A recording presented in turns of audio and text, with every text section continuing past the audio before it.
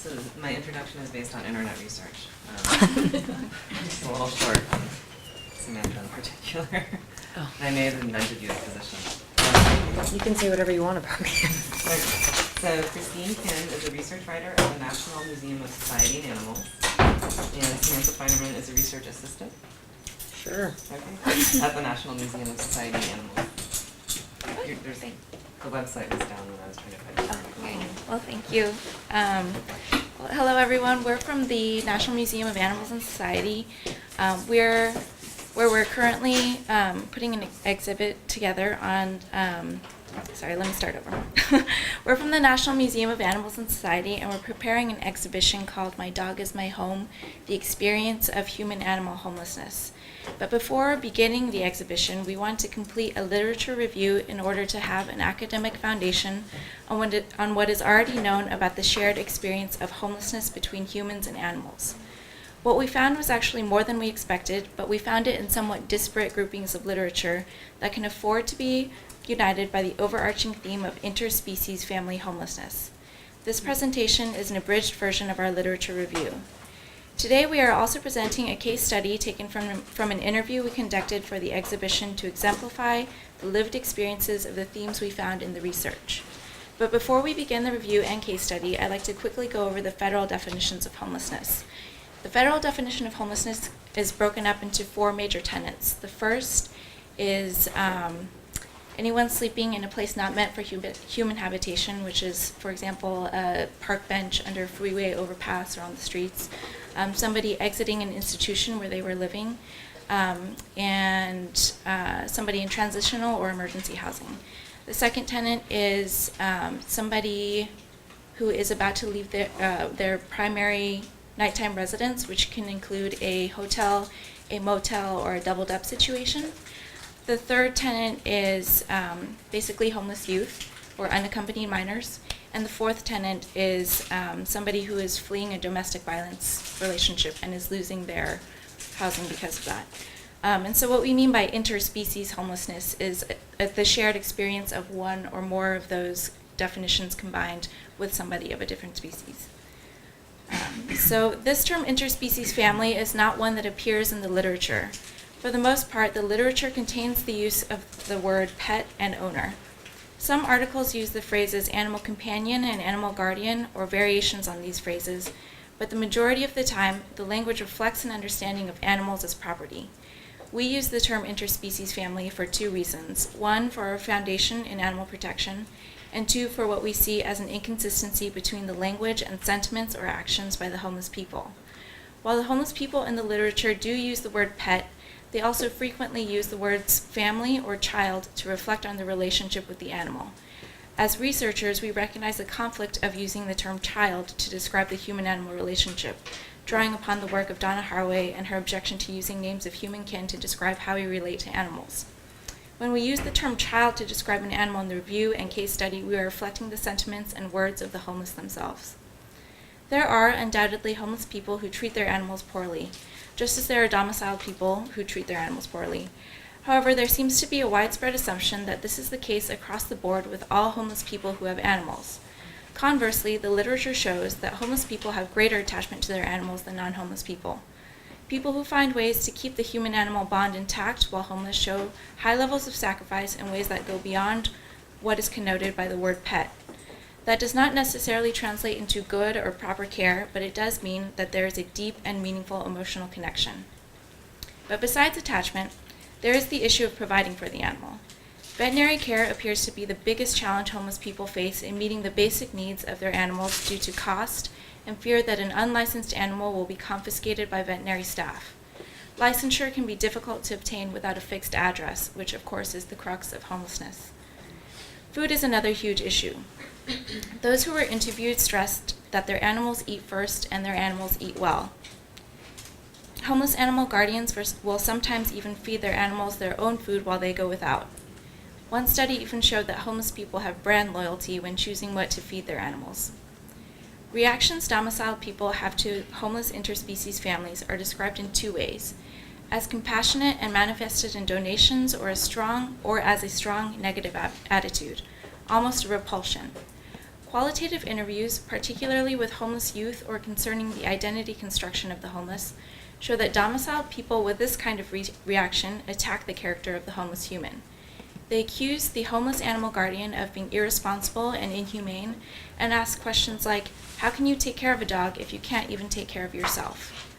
The way homeless people respond to these assaults is by constructing an identity for themselves as caretakers that are adequate or even better than those who have homes. As mentioned before, homeless caretakers stress that their animals eat first and their animals eat well. Homeless animal caretakers also state that their animals are offered constant companionship rather than being left at home for 8 or more hours a day while their human goes to work. Their animals also have the joy of being outside and in parks constantly, rather than being confined to a building or backyard. What is also repeated throughout the literature is the effects animals have on a homeless person's mental health and social life. Animals are often the sole source of companionship and love for homeless animal guardians, and appear to mitigate a sense of isolation from meaningful relationships with others. Keeping the federal definitions and past research in mind, we would now like to introduce the case study of Judy, Melody, Anastasia, and Roxy, one of the homeless interspecies families who participated in the My Dog is My Home exhibit. So through our in-person interview with Judy, we're able to get a much better and much more personal understanding of the challenges homeless interspecies families face and the needs that are not being met based on the lack of recognition given to interspecies families on a macro level. So Judy's a 23-year-old homeless female who currently resides in West Los Angeles under a freeway overpass in a tent with her fiancé and 3 dog companions, Anastasia, Melody, and Roxy.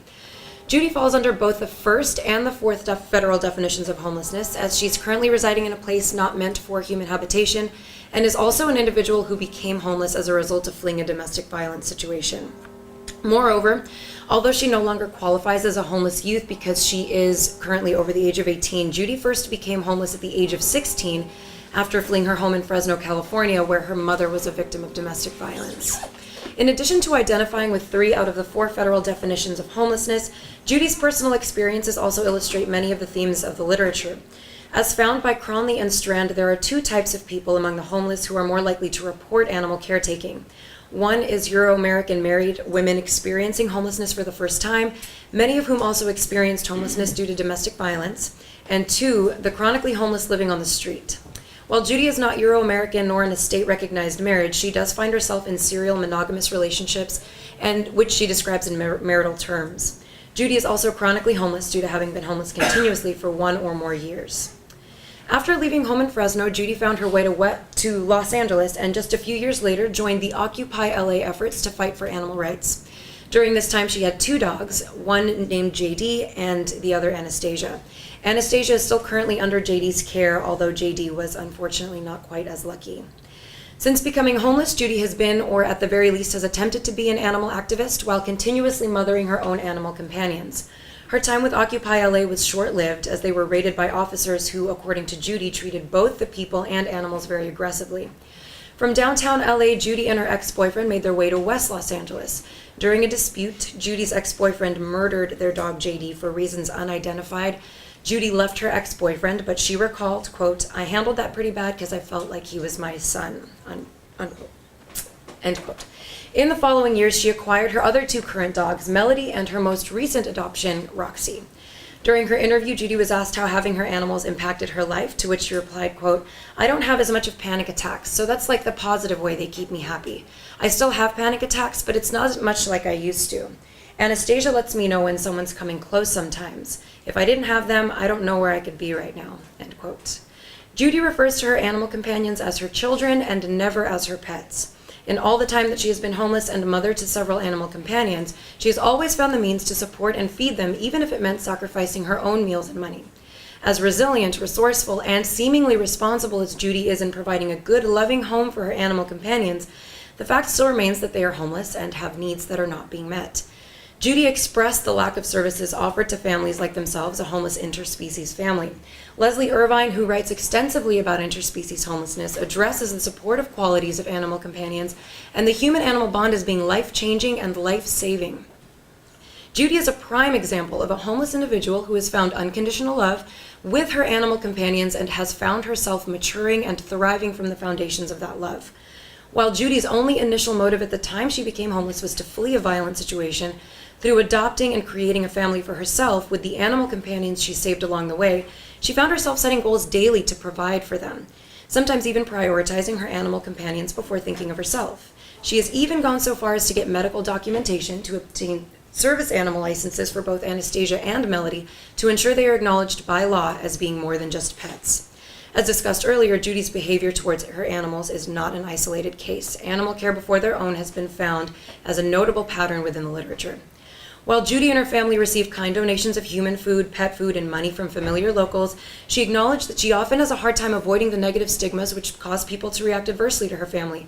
Alongside negative reactions from the public, having animals as part of her family limits her to certain homeless services like shelters and facilities. All but 2 homeless services in Santa Monica allow her animal companions in the facility. She says that she has yet to come across other services in LA that would provide services for their specific needs or would allow animals inside. With that, she also admits that it has prevented her from accepting services in shelter because she refuses to leave her animals behind. In the words of Judy, quote, "An animal is just like a child. To let an animal in a shelter or to make it easier, a service animal or a pet, they should allow them," end quote. Judy's case reveals the correlation between the deep emotional bond and loving bond between humans and animals, as well as its real-life societal existence. So I'm going to skip right to the end so I can finish this up in the last minute. If the bond between humans and animals then is so well recognized, we all know how important this bond is, and it clearly shows. We wonder how society can be so contradictory in not including that bond in social services, especially geared toward the homeless community in which interspecies families are found to have such an extensive population. They say love can make you do crazy things, and perhaps that's true. In this case, we like to think of love as creating possibilities and hope.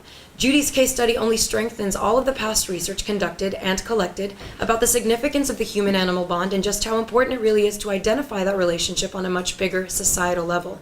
We challenge homeless service providers to expand their standards and meanings of homelessness to include interspecies families as well.